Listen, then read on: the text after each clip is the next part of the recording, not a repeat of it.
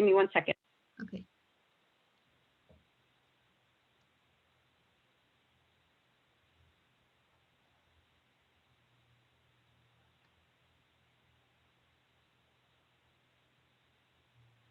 Okay, sorry. My dogs just magically appeared back from my mom, so she brought them back.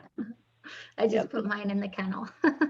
Like, yeah. we're not having you in the background stretching and everything else you do. They're cute, though. Thank you, Mom. They are cute. All right, so where do your kids go to school? What'd you say? Which school do your kids go to? Sacred Heart. Okay, so you're in Wadsworth. Awesome. Yeah. Okay, you gonna bring people in? Yep, I'm gonna hit start. Here we go. Good luck. Do it. All right, we're right on time, 12 o'clock. So we'll just wait a couple minutes and see people come through here. Hit record.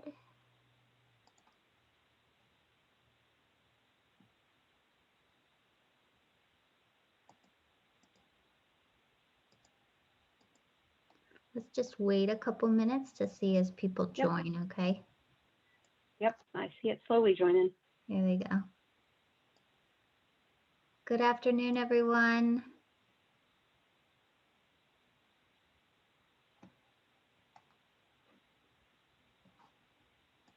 All right.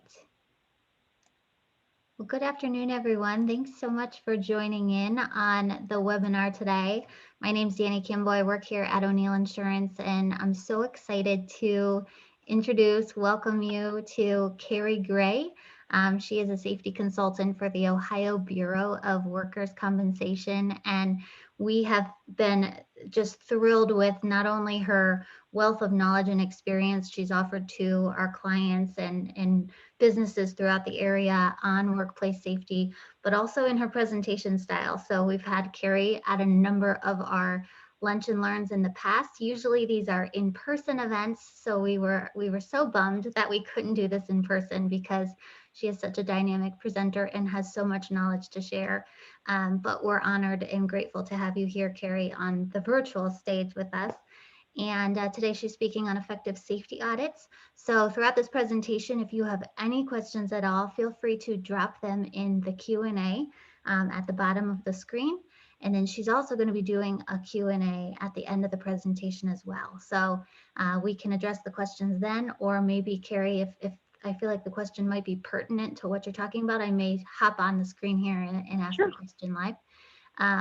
But yeah, so enjoy the presentation, and I'm going to pass the virtual mic to you. Awesome. Well, thank you. Thank you so much, Danny. Excited to be here. I also wish it was more in person. I'm looking at the participants, and there's a couple of you that I know that are on here, so I'm glad to, at least you get to see me. I don't get to see you, but I'm glad that you're here. So like Danny said, my name is Cari Gray, and I'm a safety consultant with the Bureau of Workers' Comp. I have been doing safety for about a little over 20 years. And part of that has always been auditing, okay, and auditing in different formats and forms and things like that. So what I really want to do is just share a little bit of what that auditing has looked like for me, and then tips and tricks and ways.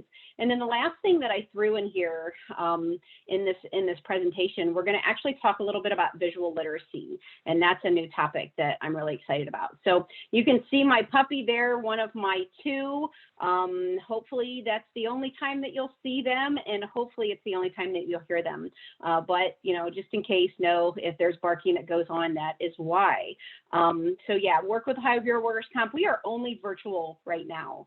So everything that we're doing is 100% out of this fun room that you're seeing right now. I'm doing virtual classes. Of course, I talk with employers all day long and that kind of stuff. So just know that we are still out here at the BWC, out here to help you.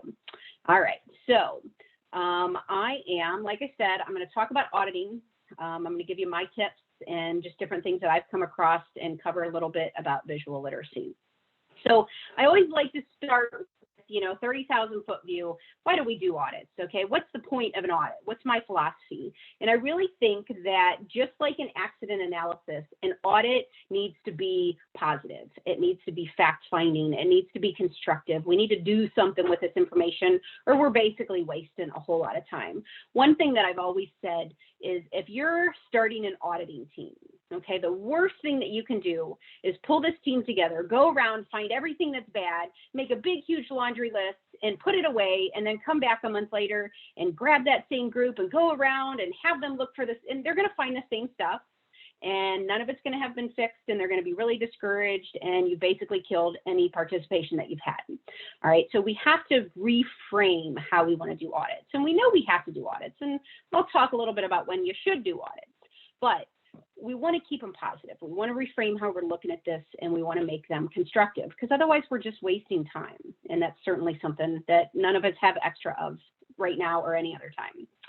All right, so when we look at inspections, what's our purpose? Our purpose is to find hazards, right? We want to prevent injuries from occurring. We want to prevent accidents from occurring. So proactive, we want to find them before they happen. All right, our secondary purpose should be, and a lot of times we don't think like this, but our secondary purpose should be improving operations.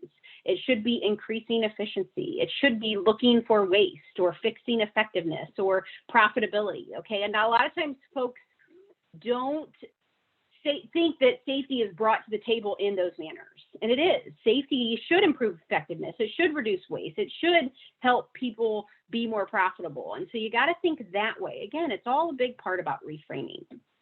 All right. So we know ultimately top management has the ultimate authority. Okay. They're ultimately determining if these are getting done, if the stuff is getting fixed, if these are value added. Okay. But if that's not you sitting here in this group, you may fall into this category. Okay. It's supervisors, it's leaders, it's maintenance, it's employees, it's anybody in the organization that's going to be responsible for doing inspections. Okay. And really, it should be part of their responsibilities in their job description. Okay. And it may be, in some companies, I've seen it part of the responsibilities in everybody's job descriptions.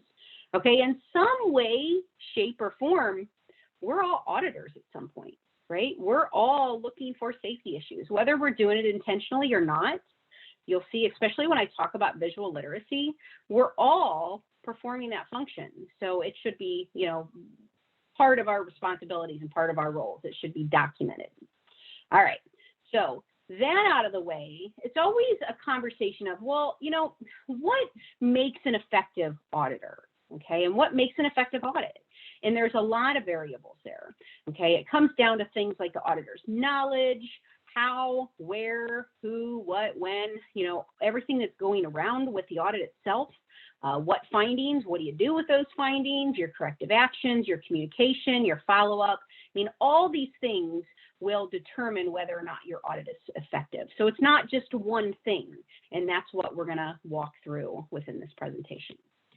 Okay, so a couple things that you should do before you do your audit. So you have your group together, you've decided, okay, we're going to audit, and we'll talk about what you audit and how and all that kind of stuff later. But a couple things you might want to think about doing ahead of time is pull out your accidents and see, okay, are we going to hit the areas that they occurred? Look at any previous inspections or audits that you've done before and see what was found, what was fixed, what's our history look like here? Because it's going to give you a picture of how you want to do it, or maybe even how you don't want to do it. Okay, was it effective before? You want to look at that ahead of time. And then it's up to you, and there's some pros and cons about announced versus unannounced audits. Okay, so do you communicate with the department head beforehand? And there's no right or wrong answer. Okay, a lot of times I will go into a facility and do a walkthrough, and they'll say, I didn't tell anybody you were coming, and I want you to see as it really is. And that's great, and there's no problem with that. And we walk around and we find stuff, and there's items for them to correct. And then some of the time I walk in and you can tell they spent hours cleaning everything up. Well, hey, maybe that was the only way they could get some stuff cleaned up. I won't fault them if that's what they needed to do to make that happen. And I walk around and we find stuff, and they have items to fix regardless. So there's really no wrong, in my opinion, when it comes to that, because whether I'm finding stuff that they weren't ready for me to find, okay, it's just out there and they didn't try to fix it ahead of time, or I'm finding stuff that maybe they got rid of all the little stuff and I'm finding other stuff and I'm still going to find little stuff. You'll see that, especially when we talk about visual literacy. There's no wrong there. So announced versus unannounced, and I know I have that on another slide too. We'll talk about that, but there's no wrong. It's got to be whatever works best within your facility. Some places will not do unannounced audits. That's okay. There's nothing wrong there. If that's how they feel and that's how they work, I have no problem with that. Some only want to do it that way. There is no wrong. So that's good. All right. So to break these down just a little bit, just briefly, when we talk about an auditor's knowledge, there's going to be a big difference between, say, me, who's been doing safety for, 20 plus years, or I saw Todd and Scott on this call. They've been doing safety for quite a while. And so they're going to have a little different level of knowledge than, say, the new person that may be on the call or watching this, and they just got told within the last month that, hey, guess what? Safety is now your responsibility. Okay, we're totally bringing different stuff to the table. And that's all right. I started out as that new person even many years ago, but I started out there. We all start out there. The more you learn, the more, knowledge you're collecting, this kind of stuff that you review, then the better you're going to be. But we all start with different knowledge, and we know that right off the bat. Okay, visual literacy. I know I've said that a whole bunch of times. If you have no idea what it is, to me, it's really exciting. You'll get to hear about that really soon. So, and like I said to the point, we'll all be auditors at some point in time. All right, so we look back and say, well, what do we want to audit? Okay, what physical locations in our facility are we going to audit?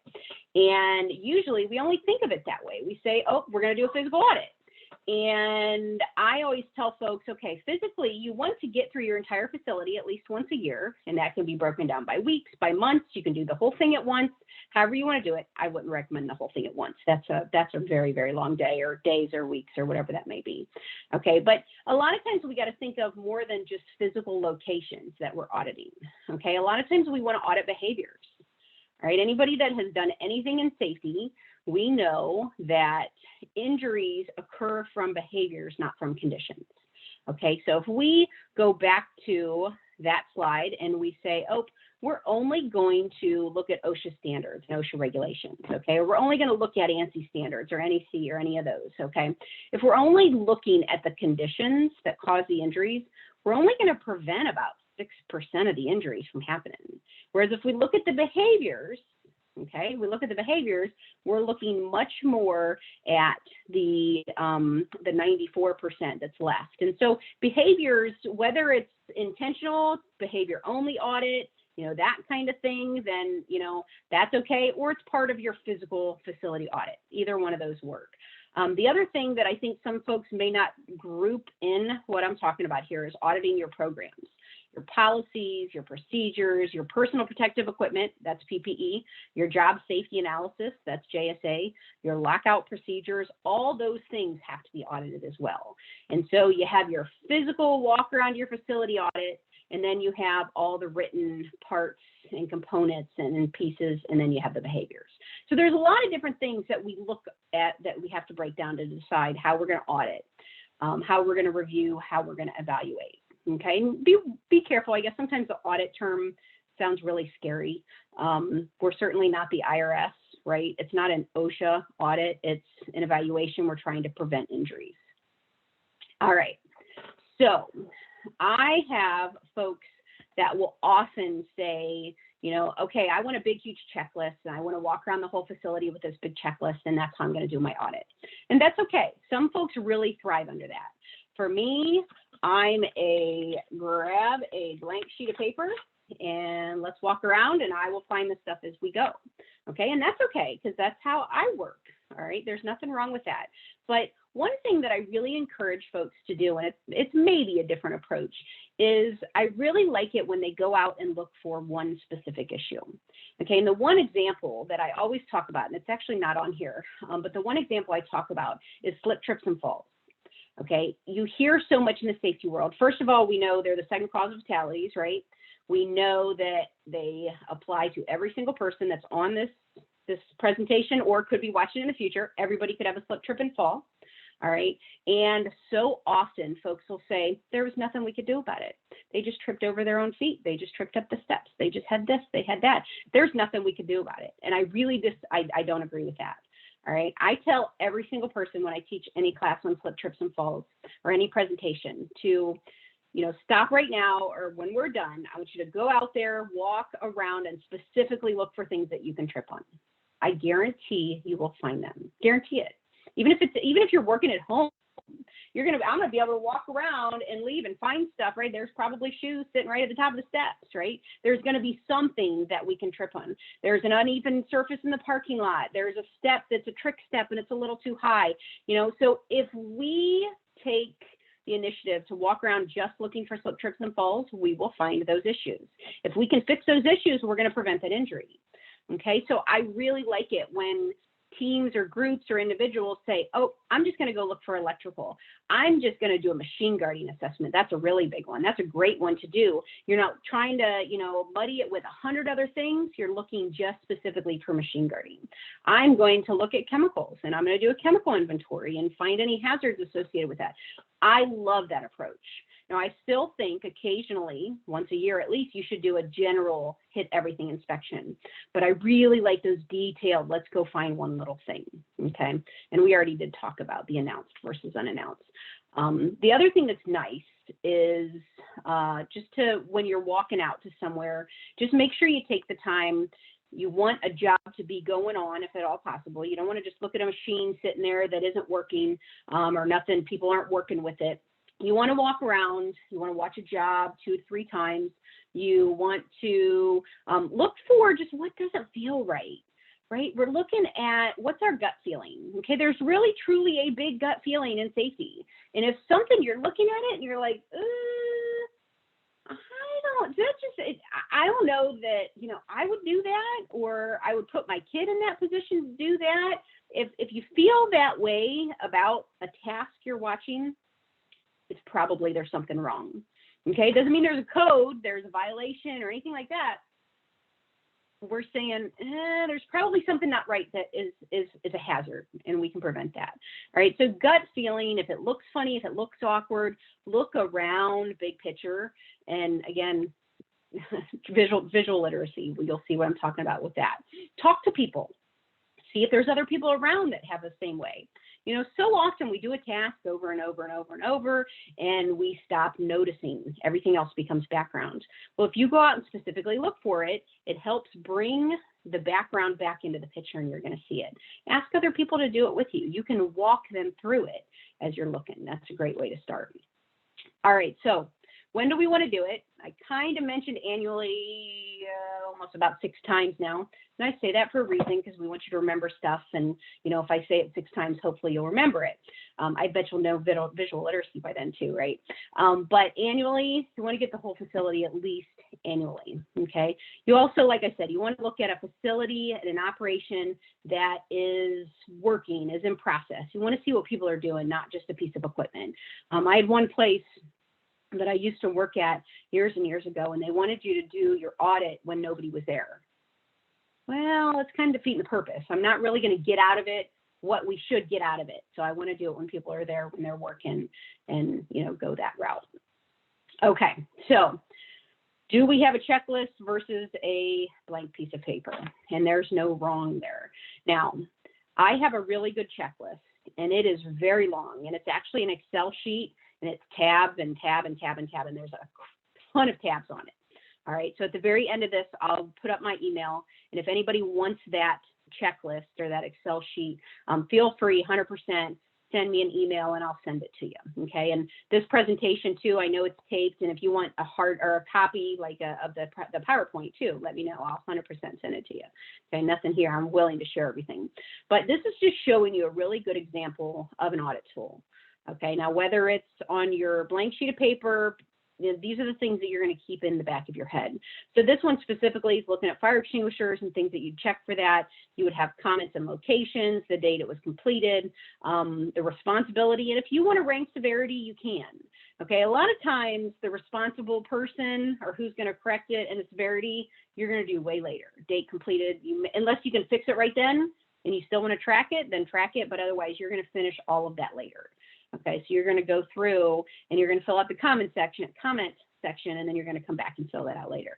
But again, nothing wrong with a blank sheet of paper either. That's not a bad way, and not a bad way to do it.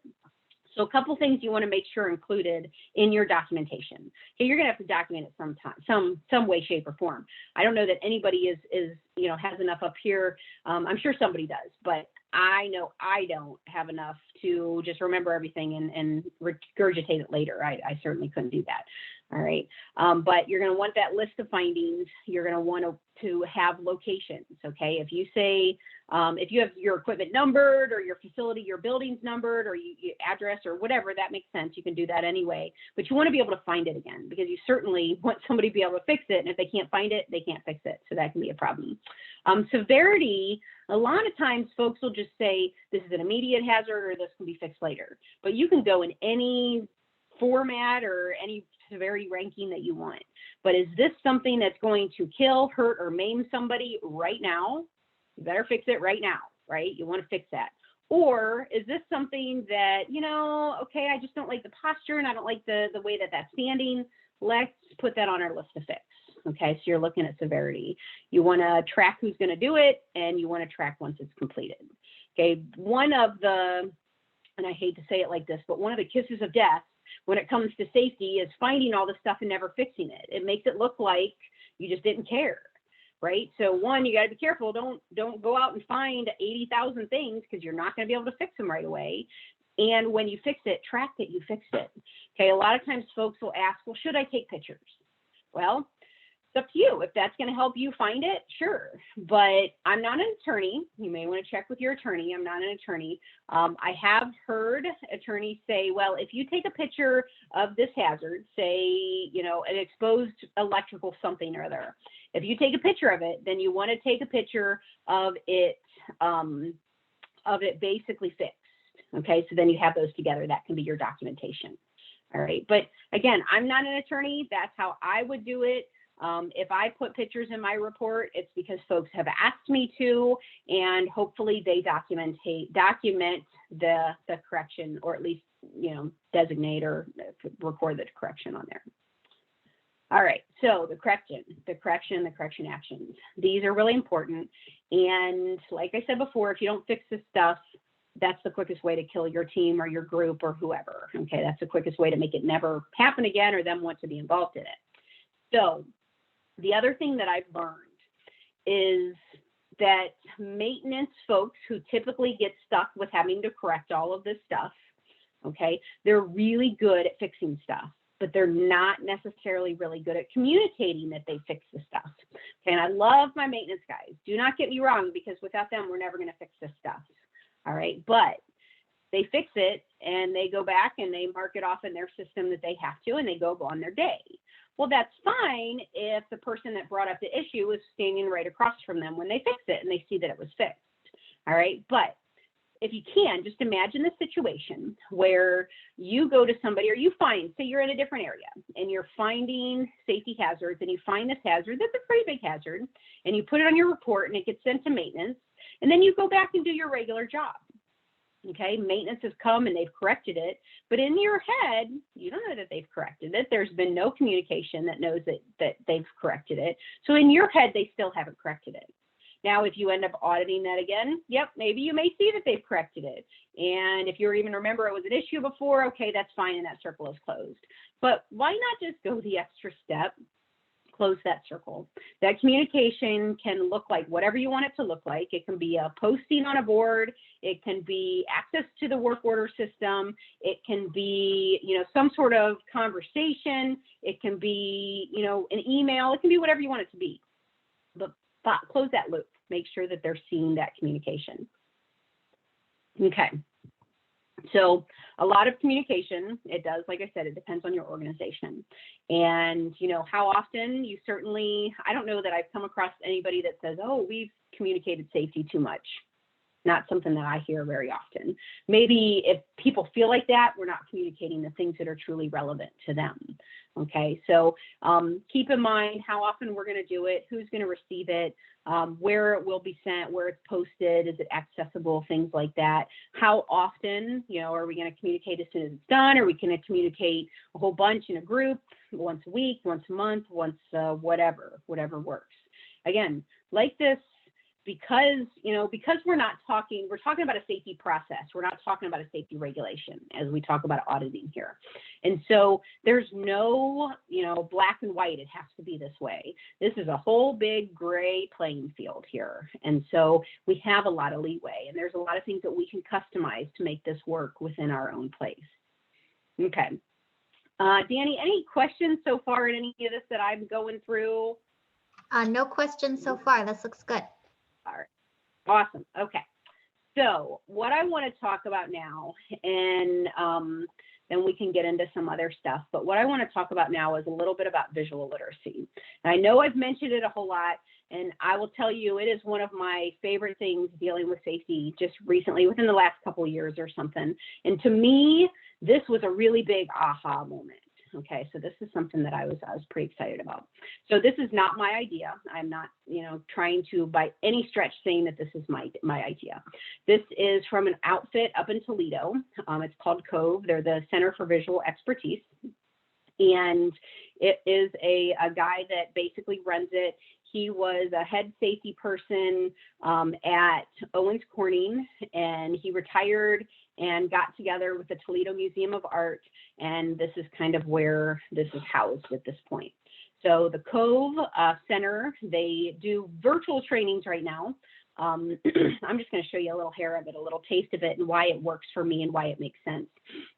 But there's their website if it's something that you're interested in.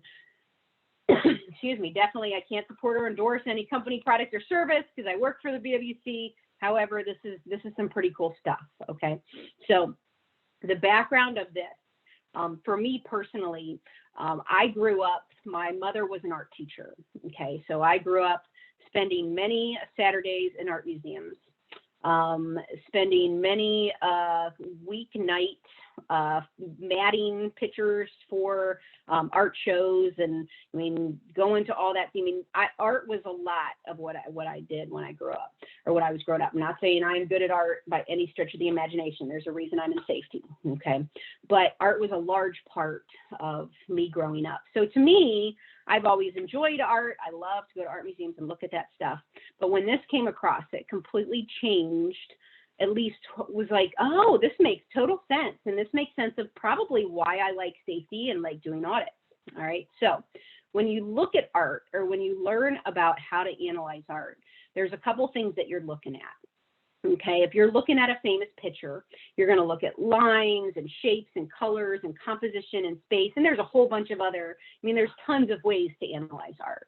Okay, but typically you learn when you have to be around a lot of art, or when your mom's an art teacher, that, you look at a piece of art, you go from the inside out, you go from the outside in, you go the circle, you look for lines, you look for space. And it's just like, for me, because I had to do it so much, I think, or because it was just drilled in my head a lot, it just kind of became how I looked.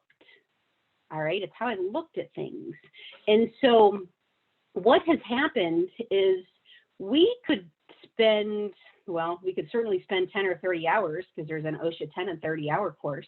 We could spend that amount of time me showing you hazard recognition, me teaching you what to look for with electrical, me teaching you what to look for, like I was talking about with slip, trips, and falls, or chemicals, or machine guarding, or power. I could go on every topic, right? We can have day-long classes just specifically on machine guarding. I have them, all right?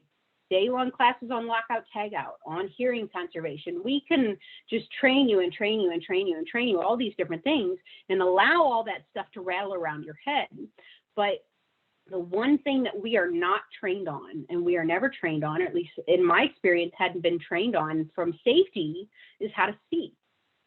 All right, it may sound kind of silly, and maybe you didn't think of it. Yeah, no, okay, I guess I'm just looking for the stuff that I was taught to look for, but you're not really trained on how to see, okay? And so what I want to do is, and this, like I said, they have a 3-day training at the Cove Center, and you can go and take that if you can. I know they're doing virtual stuff right now. I'm not willing to do it until I can actually do it in the art museum, but that's me. But I've talked with them a lot and read all their white papers, and it's very exciting.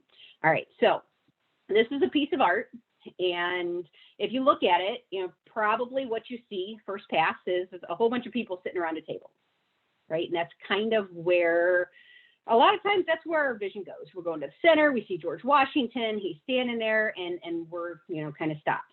Now, if we go back and we say we want to look at lines, we want to look at shapes, we want to look at all these other things, okay? So what I learned is when I go into a facility, people always say to me, why are you looking up so much? And I will tell you, I'm honestly following the lines of the building. Okay, and I'm doing it because of this. I didn't realize I was doing it, but I'm doing it because of this. Okay, so now we look at this and we start seeing lines. All right, we may see some lines in the back right-hand corner that are pointing to a picture that maybe we didn't see on the wall there a second ago. And I'll show you here, look at this. Now we're seeing a couple different things. All right, now in the scoop of this picture, okay, big deal, right? We didn't see that painting. Maybe we didn't notice the arch. Maybe we didn't see that head on the top left, or the book under the table, or that he was using a sword to stand, whatever, okay? Whatever it was that you may not have seen, and maybe you did. Maybe you look at the stuff differently, or, you're seeing all this when you look at something. But we all know that when we look at something, our brain doesn't see everything, okay? A lot of times I don't notice all those people standing in the back there until I start looking at what space is, okay? So this is just a different way to look at it. And I found for me, it really clicked, because when I walk around a facility, and oh my gosh, anybody that has a warehouse, this is the first thing I'm looking. I'm going up and down the aisles, and I'm looking for, using perspective, but I'm saying, okay, what's sticking out? Okay, what racks are damaged? And you can see that just by going, and looking down the lines. It's a different way to look at it, okay? And so when you start looking at lines, or at least when I start looking at lines in this picture, I see different stuff. I see a bookshelf on the back left. I see, all the stuff on the table that I didn't necessarily see before. Like I said, I didn't see that book hanging out underneath the table, all right? Looking at spaces, I didn't see some of the crown molding that was on the top. I didn't see all those guys in the background, like I said before. I didn't see the shadows. Okay, if you look at the shadows on the floor, a little bit to the right there, next to the guy whose hat's on the floor, where are those shadows coming from? What perspective are those? The guys? Is that his? And it snowballs. Okay, and I know one way that a lot of times we're not comfortable seeing this way, or we're not used to seeing it this way. And so, what's really fun in a safety geek sort of way, what can be really fun is you go and you stand in an area and you look for these things with two of you, and you say, oh, I see this because of a line, or I see this because I'm looking at colors, or I see this because, and I'm not going to go through the rest of them. You can look at shapes, you can look at colors, you can, if we're going to look at squares, we could go crazy on this one, right? Look at all those squares in the middle, back on that ceiling in the next room over. Look at all the different pictures and the squares in the rugs and the rectangles in the floors and the squares under the, we could go a long way about that. All right, so there's just so much more when you look at it differently. And so when people say to me, I walk by that every single day, how have I never noticed that? Well, one is because it's become your background, because you probably or maybe noticed it at some point, but you're not looking for it anymore. So when you do safety auditing, you kind of have to step back out of that, and you got to say, okay, let's look at this whole thing in its entirety. Okay, let's look at all the lines, all the spaces, all the colors, all the shapes. Let's look at perspective and, these different things, whether it's pertaining to art or not, that doesn't really matter. Okay, let's look at it just with a brand new, fresh set of eyes. Okay, you don't have to have me come in, and I'm not trying to work myself out of a job, right? But you don't have to have me to come in to find this. You will see this stuff. It is not rocket science. You just have to know how to see. All right, so let's look at this in real life. All right, so this is a picture from WorkSafe, BC, British Columbia, And obviously, we can see there's a ton of safety hazards. Now, glance at it. Don't sit there and study it like some of you safety folks like me would, because then you're going to probably see a lot of those, okay? Because these are pretty obvious here. But when we put lines in here, okay, we see maybe some different stuff. We see the caution sign. Of course, we saw the cord anyways, but maybe we saw the cord and didn't notice that there was a change in work surfaces. So you go from that slick concrete to that scuffed up wood. And anytime you have any kind of transition from any kind of work surface, you're going to be more likely to fall. Okay, so maybe we saw the wood, but didn't recognize it as a transition, and there's more likely to have some issues. Same with transition coming in dark to light. All right, if we look at the difference with shadows and lights and things like that, we see all the stuff that's sitting over in the left-hand corner. And again, I mean, these are pretty obvious. These aren't terribly hard, there's a lot of safety hazards that we could totally find in that one. All right, but just looking at it in a little different perspective in the stuff that you're going to see on there, okay? I'm guessing there's probably supposed to be a fire extinguisher back on that blank wall back there that has whatever in writing on it, okay? So things like that. You're looking for blank spaces that maybe shouldn't be blank spaces. And it's kind of like I said, it's just a different way to look at this. All right, so if we're looking at this landscape crew, another one from WorkSafe BC, all right, we're going to look, and if we're really detailed, whether you know it or not, you're already going through the stuff that I said. You're running lines, okay? And whether you do it or not, okay? And I kind of associate it. I don't know if you guys ever do like circle of words, okay? Or word searches or whatever you want to call it. So when I'm doing a word search and I look and I don't see the words right away, I start at the top and then I scroll back and forth like a snake, okay? And that's what I tend to do sometimes with the same thing. So you're probably, because I said it and put it in your head, you're running lines, you're looking at the different things, you're seeing the stuff that I'll probably show you when we look at the different lines. We got transitions, we got that ladder that's pretty janky up there, we have that break in the concrete at the front. And again, not saying that we can necessarily fix these issues, because I'm assuming that that's at a client's home, but we know awareness of these issues is a big deal. Okay, and we can prevent the injuries from being aware. So if we're doing some sort of audit, we see these issues, we become aware, we're going to prevent that injury. That's huge. If you get more people to think that way, you've basically created a monster, which is, ultimately what we're trying to go for. So just, like I said, same way. What's that tarp doing out there? That certainly looks like something that I would trip on. I don't know about you, but what's going on with that guy's shoes? If he even has shoes on, I'm not quite sure what's going on there. Why are the cones sitting on the truck and not actually out in the street where maybe they should be? It's, again, just a different way to continue to look at stuff. All right, so I have one more of these, and this is kind of, I'd mentioned before, because these come from WorkSafe BC, there's obviously going to be quite a few safety hazards in it, right? That's the intent. That's what they're doing, teaching hazard recognition with this. But I put this one in here just to give you the point that when I'm going through any kind of warehouse or office, okay, and if you have an office setting, it's the same thing. If you have cubicles and you have lines and you have rows and you're walking up and down those and you're looking, okay, perspective, is this, am I something sticking out there, something precarious, is the storage poor, whatever, and you're walking and looking that stretch. Now, when we look at this, I'm sure you've already ran the lines, because I've already put it in your head. You've ran the lines, you've seen that, okay? And I'm sure, I'm sure we've recognized that poor fellow on the left there isn't paying attention and he's on his phone, and he's gonna walk underneath a forklift and the guy driving it doesn't even notice, okay? And that's, again, what are we seeing beyond that? Okay, and again, that was just in there because I wanted to show you the different thoughts about how to look at environments that should be nice and tidy, but they're not, and how to find and see those issues right away. Okay, so I like to talk really fast, so I am leaving plenty of time for Q&A, and I want to totally be respectful of your time too, because I know that everybody is busy. But, just to end, I love visual literacy, as you can see, but you want to make sure that you figure out what you're going to do, and you do it, and you make the corrections, you close the items.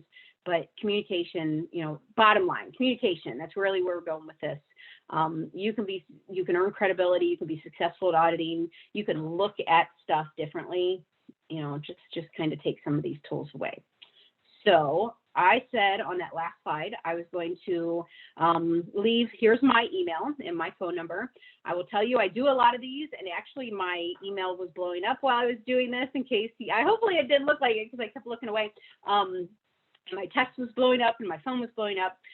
So hopefully the world has not blown up as well, but send me an email, especially if you want that sample sheet that has a ton of tabs, or if you want this presentation. And if you have any questions, I'm here too, so I can take some now if there are any. I don't know if there are, because it's kind of. Yeah, let's wait and see if any questions come in. And while waiting, I was fascinated with the art analogy through this, and I never looked at it from that perspective. I have a background in art, in the performing arts more so than visual art, but when you look at the space with a different perspective a little bit, it was very eye-opening how you drew the parallel between the two. So thanks for sharing that. We all got I love it. For sure. Awesome. All right.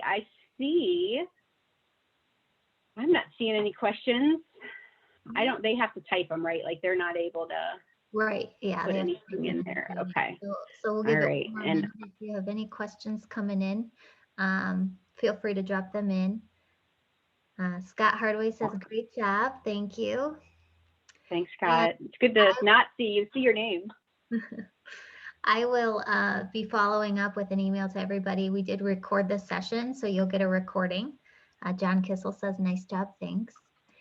You'll get a recording of this in your email along with Cari's contact information. So if you didn't capture it on this last slide, then I'll be sure to share that as well in the email. And again, if you have any questions, Cari's always a wealth of knowledge for me. Anytime I have questions for our clients related to OSHA or compliance or safety or anything, she's the first person I go to. You get a quick response and she knows what she's talking about. So feel free to reach out to her directly as your resource. And Cari, thank you so much. This was so nice. We're giving everybody 20 minutes back in their day too, which I think everybody loves that.